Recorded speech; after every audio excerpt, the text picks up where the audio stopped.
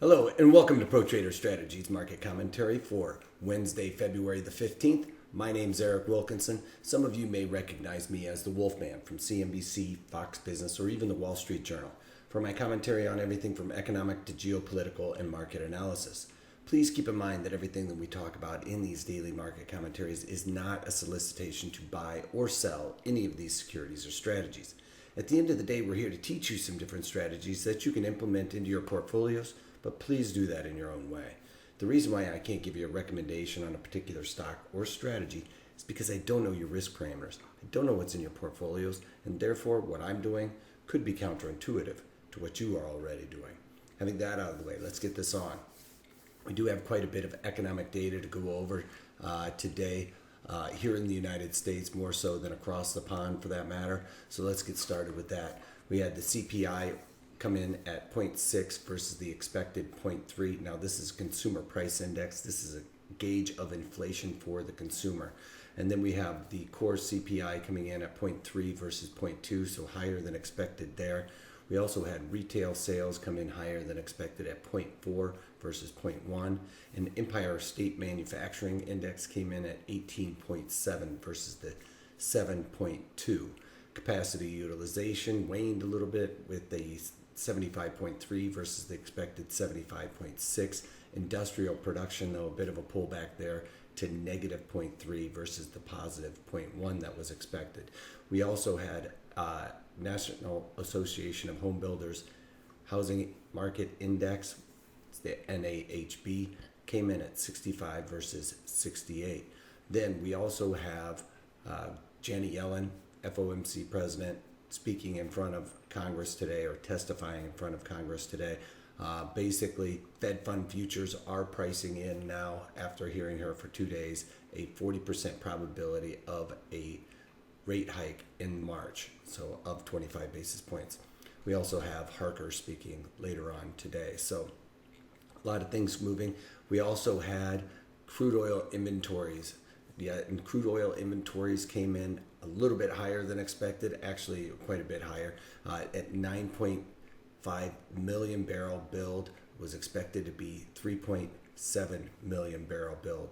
Now we have in inventory 518 million barrels of oil. It's a record right now. So crude oil inventories continue to rise despite that. Crude oil rallied right off the bat on that news because there's all this worry about production cuts. But the production cuts for OPEC are only expected to last for another 4.5 months. So we have a huge inventory right now as we speak.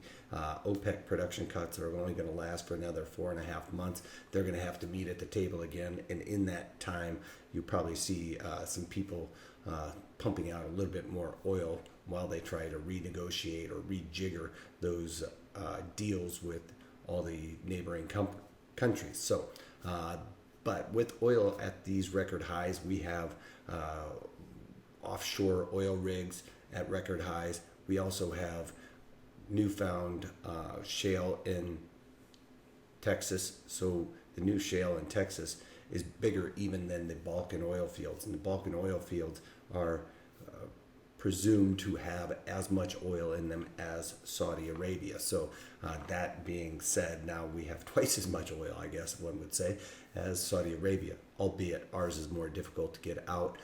We have to separate oil from rock. They have to separate the rock from the oil, which is a much easier process.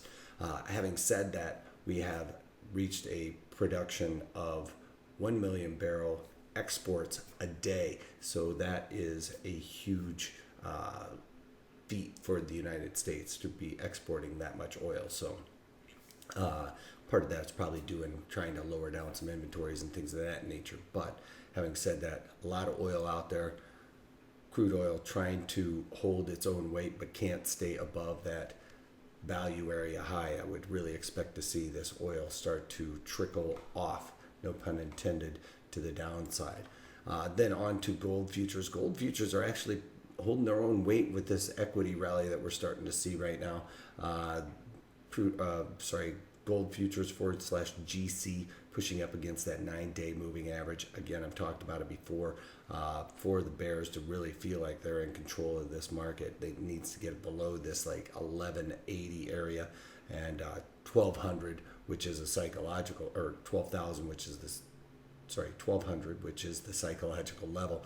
That is a key area to watch. But if it breaks below that, the bulls need to defend that 1200 area, and more importantly, the 1184 area. So keep those numbers in mind for the gold bugs.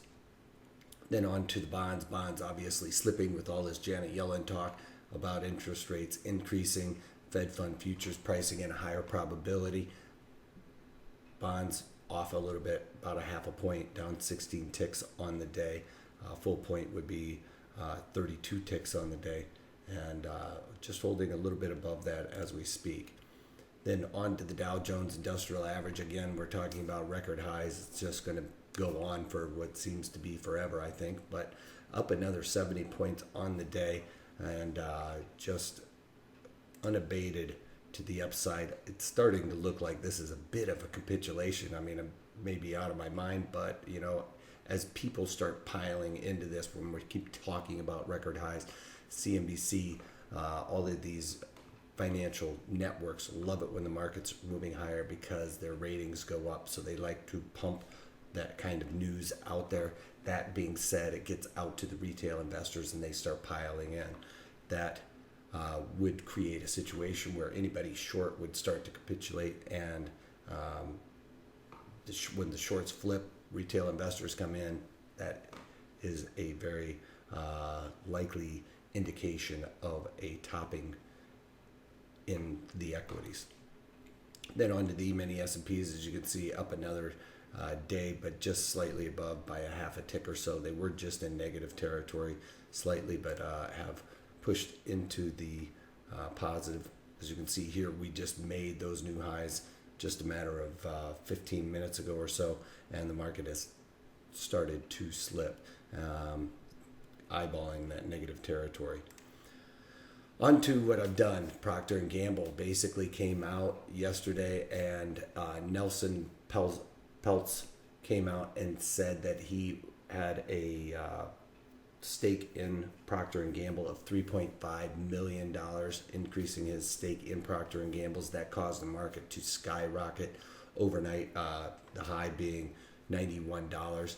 If you remember, I put on a call spread in here not too long ago. It was in the March, and I bought the 87.5 calls, sold the 92.5 calls, and I paid a debit of $1.31 for that trade.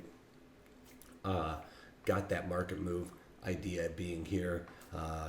It blasted off to the upside. I thought it would take a lot longer to get up there. It took off. Sell the news is the way I looked at this morning. That 91.1 was basically in the off session. If we go down to look at the 15-minute chart of it, it'll give you a little bit better representation of what's been going on. But this was after the close yesterday when the news came out. This was the market this morning on the open, rallied up, tested that $91.10 area. 91.6 was the high. When we got this pullback, I started chasing this market to get out of this spread and got hit on this little bit of a bounce back. So I covered this trade for right on $3. Tried to start out at about $3.25, I think, is where I thought I was going to be able to get hit on it. And when we started seeing that pullback, I started chasing a little bit and got out at $3 on that little bounce. So you can probably get out somewhere around $2.95, somewhere right around that right now. But having said that, that's about all I've got for you guys today. That's all I've really done. Trying to look at a couple of other things, not liking my S&P shorts right now, but I'm sure anybody who's short the market is probably in the same boat as me. But Friday's webinar is going to be on the broken wing butterfly. So we're going to be talking about how to set that up to limit all risk to the upside with this butterfly. Be good in an environment where we kind of have a tendency to maybe pop up, and if you get a bit of a pullback, it'll nail you right there for the nailing the number aspect of this spread. But if it goes higher, then we can collect or keep that credit that we collected at the initiation of this strategy. And I'll show you how to set that up to increase your probabilities of success and limit your directionality on a butterfly. All right, so go to protraderstrategies.com, sign up for that. If you can't take that, take it easy.